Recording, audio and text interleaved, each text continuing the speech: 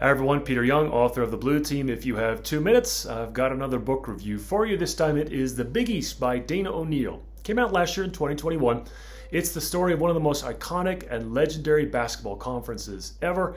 And while the Big East does still exist, when I think of what makes the Big East legendary, I think of the 80s when it first dominated college basketball. So I grew up in Northeast New Jersey, right in the middle of the Big East, in the 80s, when it was really a big deal. I dreamed of being recruited by Jim Boeheim and playing for him at Syracuse or playing for another team in the league, anybody but Georgetown. As a family, on the weekends, we would watch the big games on TV. And 2 years in a row, when I was in high school, my dad got tickets at Madison Square Garden, and we got to watch in person the Big East semifinals. So I grew up on the Big East. I love the Big East. And for that reason, I really enjoyed this book. However, it's a good book, not a great book, because for me, David Halberstam's The Breaks of the Game really sets the standard for nonfiction basketball coverage.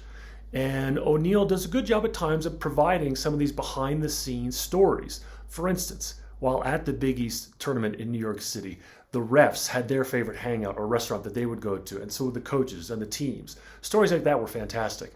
And I wanted more of them, a lot more of them, but I just didn't get them.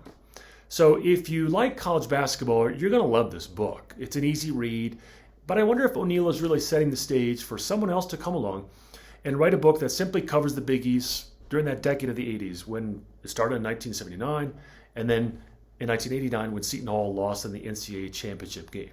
That has got the potential to be a fantastic book. So anyway, again, you like college basketball, give this one a read. The Big East by Dana O'Neil. If you've liked this, give it a like, give it a share, keep your comments coming. I do appreciate them. And as always, until next time, keep reading.